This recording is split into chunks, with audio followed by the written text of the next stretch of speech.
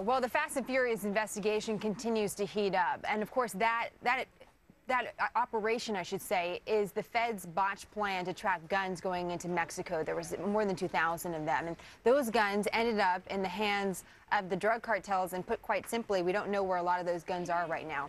More and more people, or more and more Republicans, want answers from Attorney General Eric Holder. 8 members of Congress are now calling for his resignation. You can see those members on your screen. All this comes after a tense week of questions about the scandal on Capitol Hill, including this exchange with the Secretary of State. At what point did the State Department learn of Operation Fast and Furious? Congressman, I don't know the exact time. We have no record of any request for coordination. We have no record of any kind of notice or heads up. And, you know, my recollection is that I learned about it from the press. Republican Congressman Trey Gowdy of South Carolina sits on the House Judiciary Committee. He joins us now live. Congressman, are you part of the pack of people that is asking the Attorney General to resign? No, ma'am. I'm part of the pack of people that's asking the Attorney General to answer our questions candidly, completely, and accurately. I didn't hire him, and I don't give career counseling advice. So rather than talk about his employment prospects, I would rather him come to judiciary, correct the demonstrably false answer he gave Chairman Issa, tell us what he knew, when he knew it. It's also important to note, Fast and Furious didn't just become a problem because a Border Patrol agent was killed.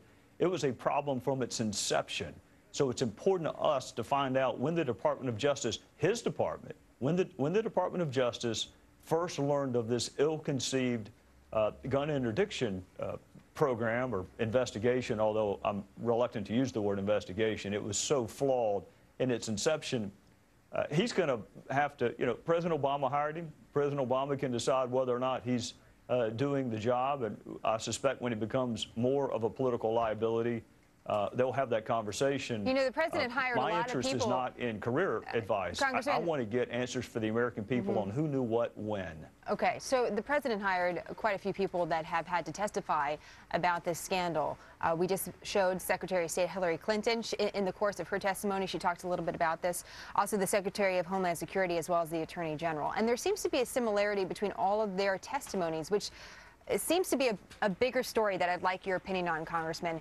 It seems at this point that they all say, gosh, we didn't know about it, or I didn't give the waiver, or I don't really remember when I actually heard about an investigation. And these are high officials that are saying this.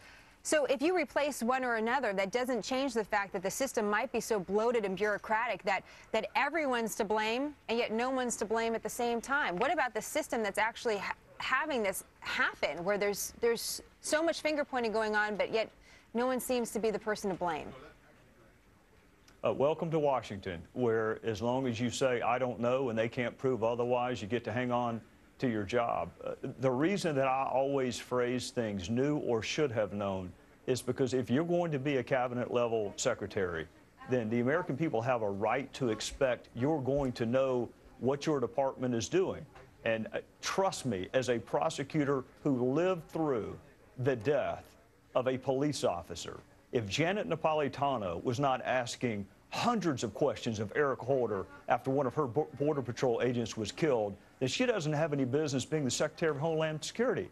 And if Eric Holder did not get on the phone as soon as a Border Patrol agent was killed and said, I want to know everything there is to know about this investigation, then he probably needs to go into the private practice of law.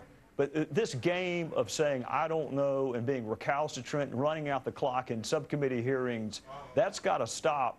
That's why people have such a poor view of the institutions of government, and that's fine. So politics aside, this is the Department of Justice, and it's not too much to ask that they level with us. So, quick question here for you, sir. Why the focus on Eric Holder and not the focus on, let's say, the resignation of Janet Napolitano or the Secretary of State? Why do you think that he's the core person that needs to either take the blame for this or answer the questions? Well, it's clear the Department of Justice, that's who approved the wiretaps that were part of Fast and Furious. All of this flows up to the Department of Justice. Now, what Secretary Napolitano failed to state in her testimony this week, she had an agent on the task force, on the Fast and Furious task force.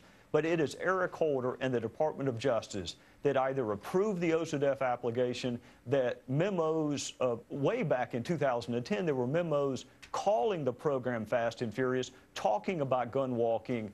He knew or should have known much more than any of the other secretaries, which is why we're starting with him. But it may go broader than him, but we're going to start with him. Congressman Gowdy, thank you so much for joining us today. We're going to continue to follow this investigation.